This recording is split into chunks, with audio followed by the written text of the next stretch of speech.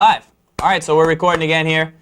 You got to, yeah, let's do it. Let's do it here on This Week in Madden. On national live internet. All right, as we jump back into that mailbag question, talking about the 46 Bear here on This Week in Madden with S. Gibbs and Z. Farles. Now, let's take a look at that question one more time. Everything's good. And we're going to take a look at the 46 Bear as a weird formation alignment-wise. I like to pound the rock in this formation. Causes trouble. Should I abandon the run altogether, or are there any ways to get some good yards? Let's take a look at the Bear, and let's take a look at the strong close, and try and see what his opponent could possibly be doing, and talk about the alignment of the Bear. Do you have the Bear in your playbook? Don't have the Bear. Let me switch sides here. Okay. So we're going to flip sides. I have the 46 defense. Call play Farles. Any play. Hit AA. Alrighty. Any play. AA. And we're just going to switch up our defensive side of the ball here, get down with Williams, and take a look at the 4-6. And we talked about this on last week's show, and the 46 Bear is a different alignment. So let's take a look at what we're seeing here. So if I was going to strong close it, do you even use strong close? Honestly, serious question. Me? Yes. Really? I do. I took it out, and I put in goal line fullback dive. Yeah. And it just wasn't working for me. I wanted it to work because it was convenient. So Charles Johnson there is actually a defensive end, and then you have a defensive tackle, another defensive tackle, and a D end. And then a D end. So those are your four linemen. So you got to think of those two linebackers that are on the right. Show those two guys. That's James Anderson, and then you have Gaither. Gaither. So those are two linebackers. So usually you'd see the defensive end. He's over. It would look like this. Typical formations look like this. Correct. It would be like this is like a 3-4. That's what a normal formation And it looks like the line shifted left. Right. But that's how the Bear lines up. If you switch it back, the two linebackers go to the right, and then you have the safety. The tough thing here, I think, with the counter is he's lined up. That's not the wide 9. That's probably the 8 as far as gaps go. Wide 9, he'd be even wider, but he is playing outside the left tackle, so a counter there would be tough to run in your mind because you see that guy and you think, okay, he's kind of got that edge. But the thing is he doesn't have another linebacker, and the safety isn't out wide, and there's nobody he can really have on a flat zone other than that defender, so you got to like the counter if you can get past that one guy. Correct. You know what I mean? Right. You definitely don't want to run strong side. Definitely don't want to run to toss. But the thing is, that's what the Bear was literally designed to do. Was to take away those strong side runs and to take away the tight ends from the run game and then also in the pass game. So that you want, I mean, it's loaded up on that right side, and it's going to be difficult to really manage a lot of yards throughout the game on the strong side. So he's in man-to-man Bear right here.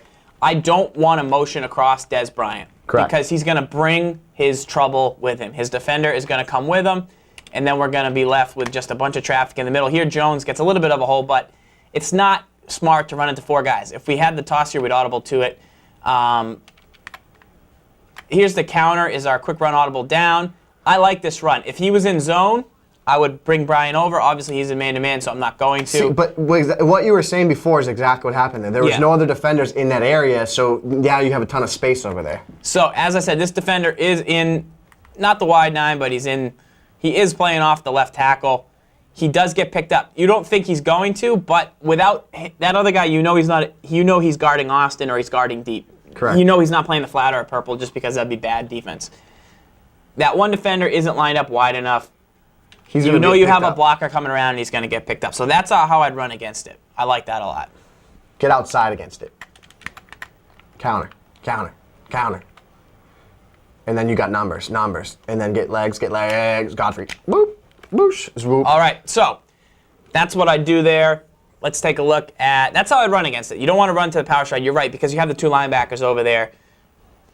There's just a lot of guys in the box. If you get to the second level against the Bear, you got a better chance of breaking it than you do against 3-4, the 4-3, where there's all that traffic in the second level.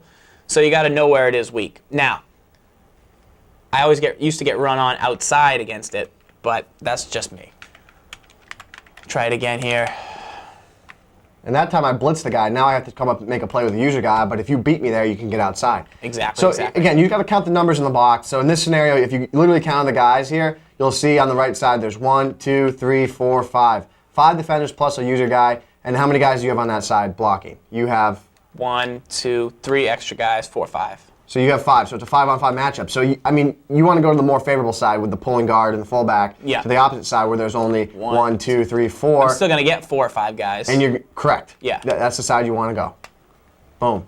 Yeah, it's just too much. Okay, now let's take a look at the next mailbag question here as we jump into it on This Week in Madden. The Hungry Man, what's the best way to defend against the quick pass, especially to running backs out of the backfield? Let's take a look and see if we have the a nice split back formation. Anton's famous for the 6-8-9 hook. Famous. We made it famous in Madden 10. We didn't make it famous, but we used it a lot in Madden 10. You got it here?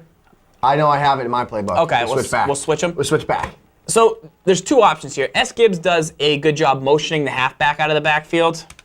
And what S. Gibbs does is he'll motion the halfback out of the backfield, and he'll throw a quick pass to him. The difference between a quick snap throw and a throw where you don't have to motion anybody can be a challenge. So that's the 6-8-9 hook here. We talk about a lot with the full house wide receiver double shake. It's just a great quick pass route. So when he's saying quick pass out of the backfield, again, it's just a quick little snap, and then you deliver that ball. It's not really based on reads. It's more so just based on snap. You throw. know that you have the angle between the quarterback and your halfback, and you're going to hit that throw until they prove they can stop it.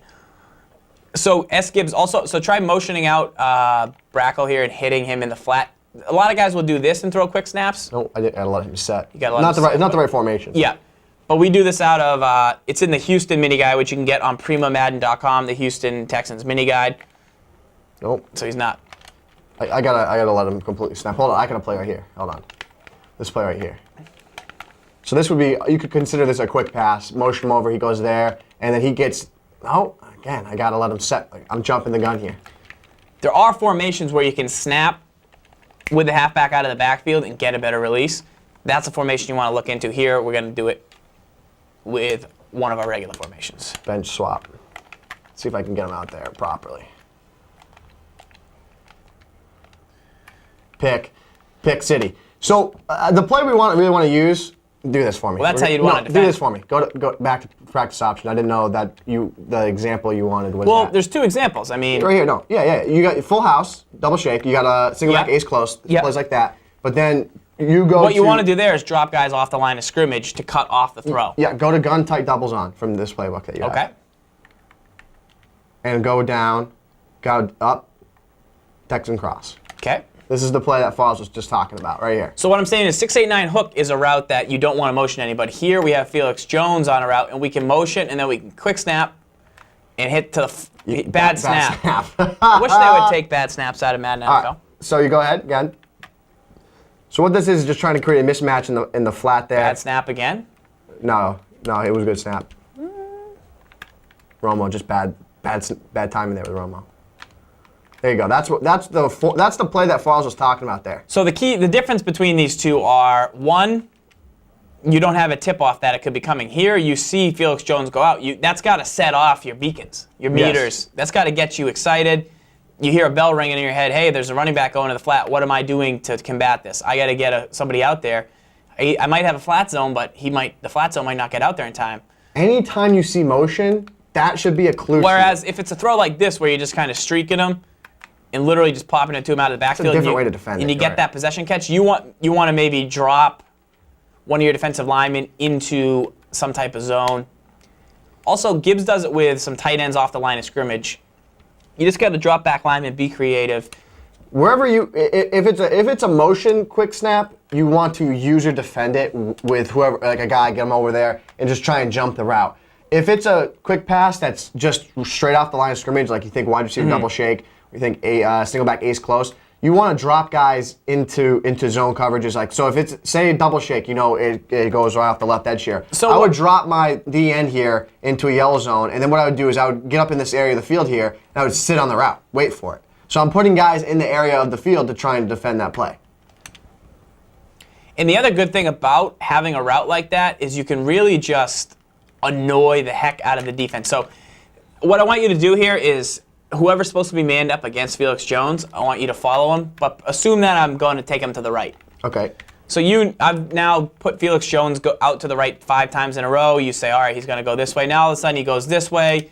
You were smart enough to click on and click off. I had Y wide open there. Oh, I'm in a great play. Meant to throw to Y. Go. Get there. But right, You mix it up. What I would recommend instead of motion him left there is you would just place Felix Jones on a drag route, motion him out right, and now he's got an inside release instead of an outside release. Exactly. So now I had Y streaking across the middle. You had to draw your attention over to the left. The key is you can don't want to pay too much attention to it. Stop it short. Once you stop it short, you can back off of it because if they're throwing it quick throw, once you take it away, they're not going to go back to that route. So that's a nice thing about it. It's just kind of gives them a nice read. It gives them a say, hey, this is a pain in the butt. You got to stop it. You got to pay attention to it, and then they can go elsewhere once they've hit you with it a couple times. So let's take a look at the next mailbag question here. We got a bunch to get to tonight. We got games of the week, a lot going on. So no shallow girls. We have, I know the New England playbook pretty well. Been using it for 3+ years. I have a solid Audible setup, but could use some input on a new one to keep my game fresh. Oh, and the depth chart recommendations for the Rams. That's the main team I play with. So, I mean, he wants a new playbook? I mean, is that the idea? Is that what he's looking for, you think? Let's take a look back at that question. So does he want plays from New England, or does he want plays That's what I'm trying to decipher here. Plays from... Does he want a new playbook? Can we see that question one more time? So does he actually want plays